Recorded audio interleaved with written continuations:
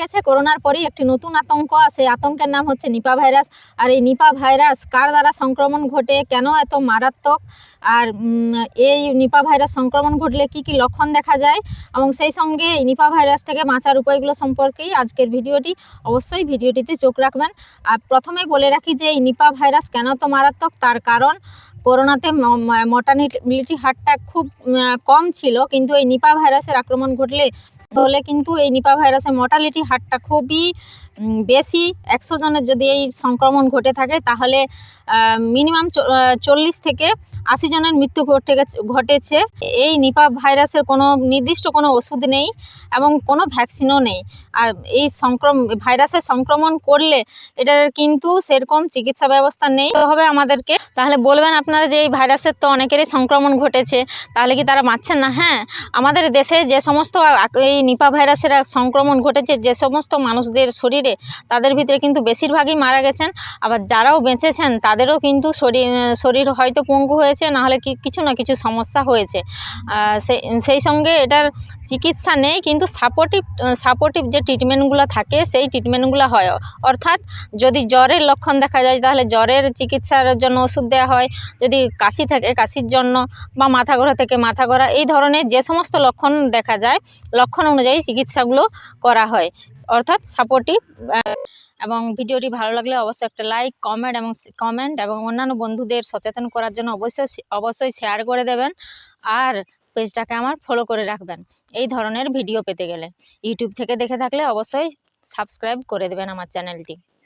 প্রথমেই বলে রাখা ভালো, এই নিপা ভাইরাস নতুন কিছু নয়, এটা দীর্ঘকাল থেকে এটা চলে এসছে। 20 থেকে 25 বছর হয়ে গেল প্রায় এর চলছে সারা পৃথিবী জুড়ে। প্রথমে এই ভাইরাসের আক্রমণ ঘটেছিল মালয়েশিয়াতে।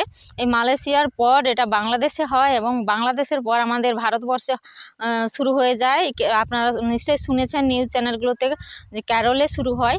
আর রিসেন্ট আমাদের রাজ্যেও কিন্তু নিপা ভাইরাসের আক্রমণ ঘটেছে দুজন নার্স খুবই গুরুত্বপূর্ণ। আর এর শরীরের যে লক্ষণগুলো দেখা যায়, এই লক্ষণগুলো তাহলে চলুন এখন এক এক করে জেনে নিই। প্রথমেই বলবো যেটা হালকা বা মাঝারি জ্বর আসবে, গায়ে খুসখুস কাশি থাকবে, গলা ব্যথা থাকবে, মাথা ঘোরা থাকবে। এই ভাইরাসটা মূলত আমাদের ব্রেনকে অ্যাটাক করে, তাই ব্রেন ঘটিত যে সমস্ত সমস্যাগুলো হয়ে থাকে সেগুলো তো হবেই। আর এটা প্রথম পর্যায়ে এইসব লক্ষণ দেখা যায়। দ্বিতীয় পরে যদি ভালো না হয় 3-4 দিনের পর, তাহলে কিন্তু এটা মারাত্মক আকারে ধারণ করে। যেটা সেই লক্ষণগুলো হচ্ছে শ্বাসকষ্ট শুরু হয়, অনেকের বমি বমি ভাব হয়, আবার খিঁচুনি ধরে অনেকে অজ্ঞান হয়ে যেতে পারেন। তো এই ধরনের সমস্যাগুলো হয়। আরও আছে জল খাওয়া সত্ত্বেও ঝিমোনো ভাব থাকবে, পেশিতে ব্যথা থাকবে, এইসব লক্ষণগুলো দেখা যায়। তো এই ভাইরাসের আক্রমণ কেন হচ্ছে, এটা মূলত যখন মালয়েশিয়াতে হয়েছিল তখন ওই শূকরের থেকে এর ভাইরাসের আক্রমণ ঘটেছিল। আর এই সময় যেটা হচ্ছে, সবাই বলছেন যে এটা বাদুড়ের দ্বারা সংক্রমণটা হচ্ছে। আর বাদুড় হচ্ছে জানেনই, গাছের উপরে থাকে। বাদুড় মূলত ফল খায়, আর এই ফল থেকে তার বাদুড়ের বিষ্ঠা থাকবে, বা বিষ্ঠা মানে মলমূত্র অথবা লালারস থেকে এইগুলো খাবারের মাধ্যমে সংক্রমণ ঘটে। মূলত বাদুড় দ্বারা এই সংক্রমণ ঘটছে এই ভাইরাসের, তবে অন্যান্য পশু পাখির দ্বারাও হতে পারে।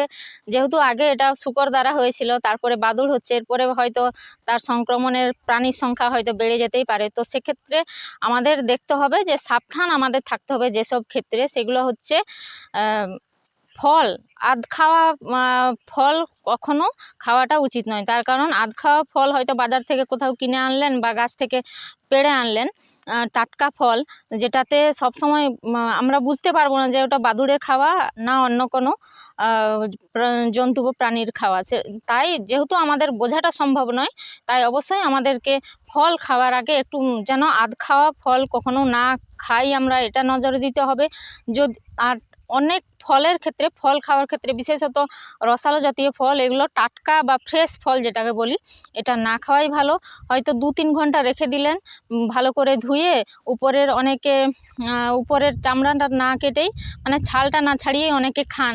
তো সেক্ষেত্রে আমাদের দেখতে হবে ভালো করে ধুয়ে এবং উপরের ছালটা ছাড়িয়ে ছাল বা খোসাটা ছাড়িয়ে আমাদের সেটা যেন আমরা খাই সেটা দেখতে হবে। আর এই সব থেকে বেশি ভয়ের যেটা হলো এই শীতের সময় অনেকেই খেজুরের রস খান, সেক্ষেত্রে খেজুর তো জানেন গাছের উপরে থাকে আর বাদুড়ও থাকে গাছের উপরে, তাই খেজুরের রস টা একটু সাবধান হতে হবে, খেজুরের রসটা না খাওয়াই ভালো। কিন্তু খেজুরের রসের থেকে যে গুড় হয় বা পাটালি হয়, গুড় হয়, এগুলা কিন্তু খাওয়াটা নিরাপদ। কেননা এগুলা হচ্ছে আগুনে দিয়েই তারপরে অনেক প্রসেসের পরেই এটা তৈরি হয়। আর খেজুরের রসটা হচ্ছে ফ্রেশ, তাই ভাইরাস থেকে যেতেই পারে। তাই এখন একটু খেজুরের রস থেকে একটু সাবধান থাকবেন। আর যদিও খান একটু সাবধান হয়ে ভালোভাবে যাচাই করে তবেই খাবেন। আর একটা দিকে নজর রাখতে হবে টাটকা ফল, আর আমরা অনেক সময় ফ্রেশ ফল বা টাটকা ফল খেয়ে থাকি, তো সেক্ষেত্রে টাটকা ফল খাওয়ার আগে দেখে নিতে হবে ওটা ভালো কিনা, এবং আপাতত 3-4 ঘন্টা রেখে ওটা তারপরে খাওয়াটা ভালো। তার কারণ এই নিপা ভাইরাসটা বেশিক্ষণ কিন্তু থাকে না। ফল থেকে হয়তো 2 ঘন্টা থাকলো, 2-2.5 ঘন্টা থাকবে, তারপরেই কিন্তু ভাইরাসটা আপনি ওটা ডিলিট হয়ে যাবে, ওটা আপনি চলে যাবে ভাইরাস। তো সেক্ষেত্রে অবশ্যই আমাদের দেখতে হবে যে ফলটা আমরা যেন খোসা ছাড়িয়ে খাই এবং ধুয়ে খাই। মিনিমাম বাজার থেকে বা গাছ থেকে পাড়ার পর মিনিমাম 3-4 ঘন্টা রেখে তারপরে খেতে হবে। আপাতত নভেম্বর থেকে মে মাস অবধি এই সিজনটাতে একটু বেশি হয় নিপা ভাইরাসের আক্রমণ, তাই এই সময়টাতে একটু আমাদের সবাইকে সতর্ক থাকতে হবে। আর আতঙ্কিত না হয়ে সবাই একটু সতর্ক হলেই ভালো। আতঙ্কের সেরকম কোনো বিষয় নয়, কেননা মাত্র আমাদের যে 2 জনের হয়েছে, তো ছড়াতে তো বেশি দেরি নেই, তাই একটু সতর্ক হওয়া। আতঙ্কিত হবেন না, অবশ্যই নিজেদের ভিতরে এই ধরনের কোনো সমস্যা হলে চিকিৎসকের পরামর্শ নেবেন। আর টাটা, ভালো থাকবেন সবাই।